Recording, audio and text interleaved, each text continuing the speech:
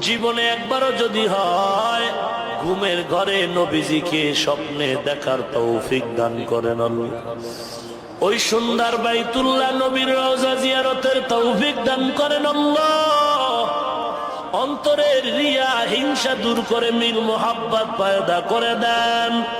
ওস্তাদ ছাত্র মা বাপ সন্তান স্বামী আর স্ত্রীর মাঝে মিল মোহাব্বত বাড়ায় দেন। আয় আল্লাহ সবার দিলের ন্যাক আশা পূরণ করে দেন। আয় আল্লাহ এ মাহফিলের ওসিলায় এলাকার ঘরে ঘরে হেদায়েতের বাতি জ্বালায় দেন। হেদায়েতের নূর দিয়ে আমাদের কবুল করে নেন। কোরআন ও হাদিসের ইলমের নূর দিয়ে সিনাটা ভরপুর করে দেন। জালেম মুনাফিক দুশমন থেকে হেফাজত করেন। কুদরতের হাতে চলার পথে আপনি হেফাজত করেন আল্লাহ। আয় আল্লাহ মোনাজাতের পরে সবাই ঘরে যাবে, কেউ গিয়া দেখবে অনেকের মা এখনো ঘুমায় না। আর একদল আপনার গোলাম এখানে আছে, এতিমের মতো মা নাই, বাবা নাই। অন্ধকার কবর থেকে দোয়া চায় ও সন্তান।